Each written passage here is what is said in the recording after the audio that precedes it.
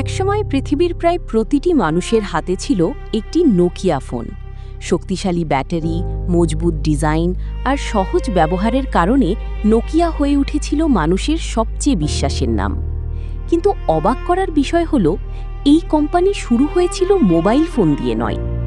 1865 সালে ফিনল্যান্ডের তরুণ প্রকৌশলী ফ্রেডরিক আইডেস্টাম একটি পেপার মিল তৈরি করেন। কারখানাটি ছিল নোকিয়া নামের একটি নদীর পাশে। সেই নদীর নাম থেকেই জন্ম নেয় নোকিয়া।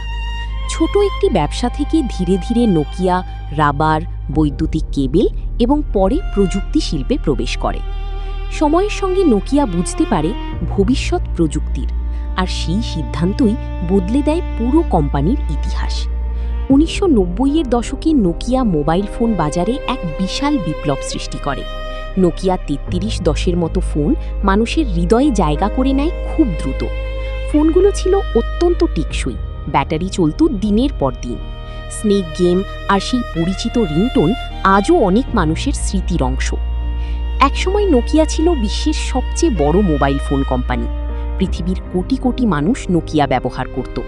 কিন্তু প্রযুক্তির পৃথিবী দ্রুত বদলাতে শুরু করে। অ্যাপল নিয়ে আসে আইফোন, গুগল নিয়ে আসে অ্যান্ড্রয়েড। স্মার্টফোনের নতুন যুগে নোকিয়া দ্রুত পরিবর্তনের সঙ্গে তাল মিলিয়ে চলতে পারেনি। ধীরে ধীরে তারা মোবাইল বাজারে নিজেদের অবস্থান হারিয়ে ফেলে। তবুও নোকিয়া থেমে যায়নি।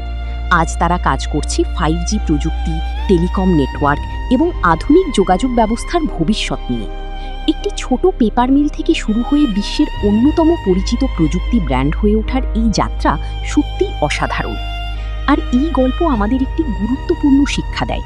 জীবনের সাফল্য যেমন চিরস্থায়ী নয়, তেমনি ব্যর্থতাও শেষ নয়। সময়ের সঙ্গে নিজেকে বদলাতে পারলে, নতুনভাবে শুরু করতে পারলে আবারও উঠে দাঁড়ানো সম্ভব।